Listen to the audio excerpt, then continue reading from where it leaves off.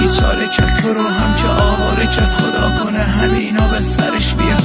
هی میریم جلو یادم میاد چی کشیدن روزا جنگی چشا حس نگاه میاد به آخه خودت بگو کی مثل من حتی تو روز به یادت تو رو میخواد کم نزیاد. ببین یه بار شده به پای حرفام بشین سخته برات گوش کنی درد کنی حرف منو.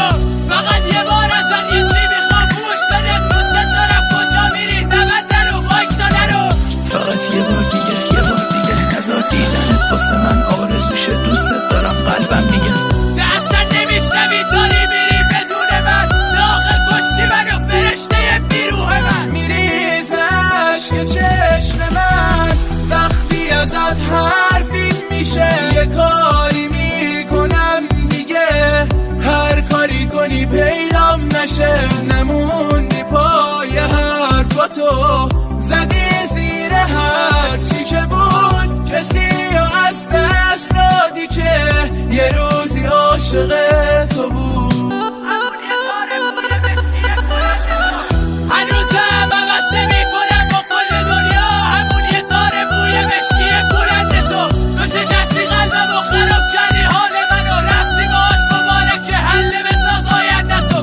بی خدا حافظی رفتی ازم رد شدی، هر یه قدم دور شدی 1000 سال پیر شدم. سیر شدم از تو این زندگی، سیر شدم دیوونه رندی دیگه عاشق اکسان شدم.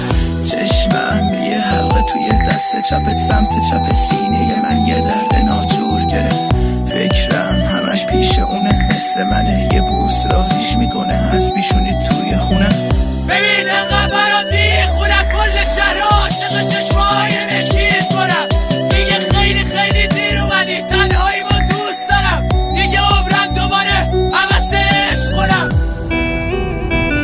آن که آمد و به تنهایی ما ضربتی زد و رفت و شد به دور. اصلا انگار نه انگار که یه روزی عاشق و دل باخته بود.